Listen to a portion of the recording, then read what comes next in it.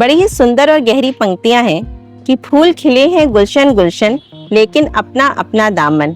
जिगर मुरादाबादी की ये पंक्तियां हैं और इन पंक्तियों में वो कहते हैं कि हमारे चारों तरफ प्रकृति में गुलशन में फूल ही फूल खिले हुए हैं, लेकिन उनमें से कितने फूल हमारे दामन में आते हैं, आखिर इसकी योग्यता कौन निर्धारित करेगा। तो चलिए इस सवाल का जवाब जानते हैं एक छोटी सी मजेदार कहानी से। कहानी का शीर्षक है जिम्मेदार कौन। तो एक बार की बात है कि एक पति पत्नी में गर्मा गर्म जोरदार बहस छिड़ जाती है। बहस का मुद्दा था कि आज बाहर का दरवाजा कौन बंद करेगा। हंसने की बात नहीं है, क्योंकि दाम्पत्य जीवन में इस तरह का मुद्दे बड़े ही महत्वपूर्ण होते हैं कि बाहर का दरवाजा कौन बंद करेगा, बाहर की बत्तियां कौन बुझाएगा, कुत्ते को घुमाने कौन लेकर के जाएगा, बच्चे को स्कूल बस तक कौन छोड़ेगा।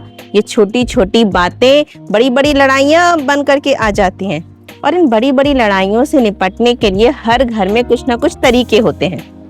तो इस घर में इन पति पत्नी का तरीका ये था कि ये आपस में बातचीत करना बंद कर देते थे और जो पहले बोलता वही हारता और उसी को ही दरवाजा बंद करना पड़ता। तो दोनों जो है वो मुंह फेर करके और सोफे पर बैठ गए चुप होकर के कि अब ना वो बोलेंगे और ना ही बात जो बोलेगा वही हारेगा।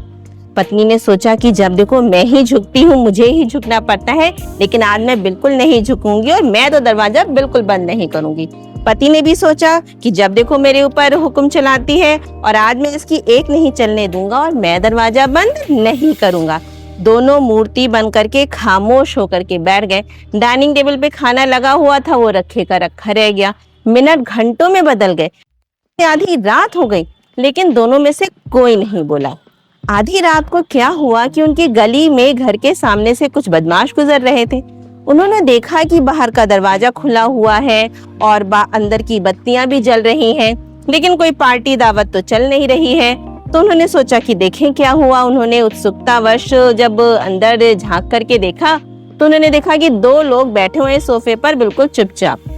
उनको समझ में तो आई नहीं बात कि क्या हुआ, लेकिन उन्होंने सोचा कि चलो थोड़ा सा रिस्क लेते हैं और वो अंदर गए और उन्होंने कुछ कीमती चीजें उठा ली। और उठाने के बाद से लेकिन दंपत्ति जो है वो बिल्कुल मुंह साधे बैठे रहे। उन्होंने तभी भी कुछ नहीं बोला। तो बदमाशों को थोड़ा थोड़ा मजा आने लगा और उनका साहस भी बढ़ गया। तो उन्होंने क्या किया कि डाइनिंग टेबल पे बैठ गए और प्लेटें निकाल करके खाना परोस लिया और खाना खाने लगे। लेकिन तभी भी दंपत्ति ने पूरी हिम्मत दिखाई और कुछ नहीं बोला। अब तो बदमाश दुस्साहसी हो गए, उनका साहस और बढ़ गया। तो एक बदमाश ने आगे बढ़कर के पत्नी के गाल पे किस कर लिया, चूम लिया। लेकिन फिर भी दंपत्ति को लगा कि जो कोई बोलेगा वो हार जाएगा और उनका अहंकार टूट जाएगा, तो वो फिर भी कुछ नहीं बोले। लेकिन अब बदमाशों को लगा कि कुछ ना कुछ तो अजीब है। उनको डर लगने लगा और उन्होंने सोचा कि अब इस अजीब घर से निकलना ही सही है। लेकिन सोचा कि जाने से पहले कुछ ना कुछ निशानी तो जरूर छोड़ करके जानी चाहिए। तो उन्होंने डिसाइड किया कि ऐसा करते हैं कि इस पति की मूछें उड़ा देते हैं। तो एक बदमाश ने अपना अस्त्र निकाला और पति की मूछें उड़ाने के लिए आगे बढ़ा। लेकिन जैसे ही पति ने उसको आगे आते हुए देखा और सोचा कि अब तो उसकी मूछें उड़ जाएंगी, वो जोर से उठ करके खड़ा हो गया और बोला कि नहीं नहीं नहीं नहीं नहीं, मैं ही हारता हूँ और क्या कहते मैं दरवाजा बंद कर दूंगा, तुम जीती मैं हारा। अब दोस्तों इस कहानी में आगे बदमाश घर से क्या नहीं ले गए और या फिर दोनों के बीच में, दंपत्ति और बदमाशों के बीच में कुछ संघर्ष हुआ नहीं हुआ, ये कहानी का हिस्सा नहीं है। महत्वपूर्ण ये है कि कहानी हमको सिखाना चाहती है कि हम जो भी हैं और जिस भी स्थिति में हम पहुंचे हैं, आखिर उसका जिम्मेदार कौन है।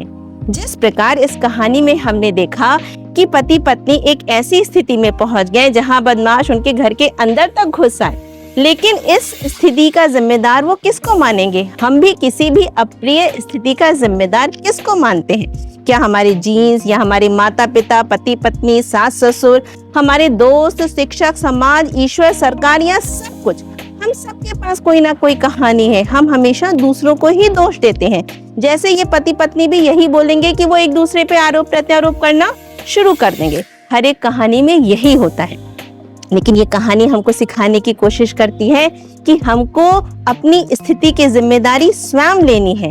हमको ये मानना है कि हम जहाँ भी पहुंचे हैं वहाँ हम खुद ब खुद पहुंचे हैं और जब हम ये जिम्मेदारी लेते हैं तो हम अपनी बेहतरी के लिए काम करना शुरू करते हैं। और यकीन मानिए कि जब हम 100% अपनी परिस्थिति की जिम्मेदारी लेते हैं तो भयानक से भयानक परिस्थिति भी हमारे जीवन को समृद्ध बनाने लगती है। बड़ी से बड़ी विपत्ति भी हमारे जीवन में के विकास में सहयोग देने लगती है। और यही ये कहानी हमको सिखाती है और यही हमारी सूक्ति में आज की कहानी है। तो दोस्तों, आज की ये कहानी हमने ली है ईशा फाउंडेशन के संस्थापक सदगुरु द्वारा रचित इनर इंजीनियरिंग पुस्तक से।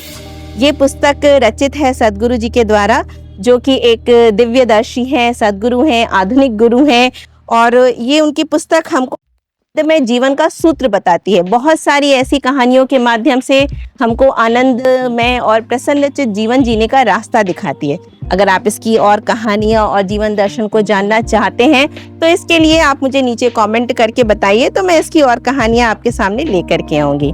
और आगे इसी तरह की सूक्ति में कहानियां और सूक्ति में बातें सुनने के लिए आप मेरे चैनल को सब्सक्राइब करिए और मेरे वीडियोस को लाइक करिए, अपने स्वजनों के साथ, प्रियजनों के साथ साझा करिए, क्योंकि हमारी कहानी का, हमारे चैनल का उद्देश्य ही है कहानियों के माध्यम से नए नए संदेश, नई नई सीख और सबक आपके जीवन में लेकर के आना।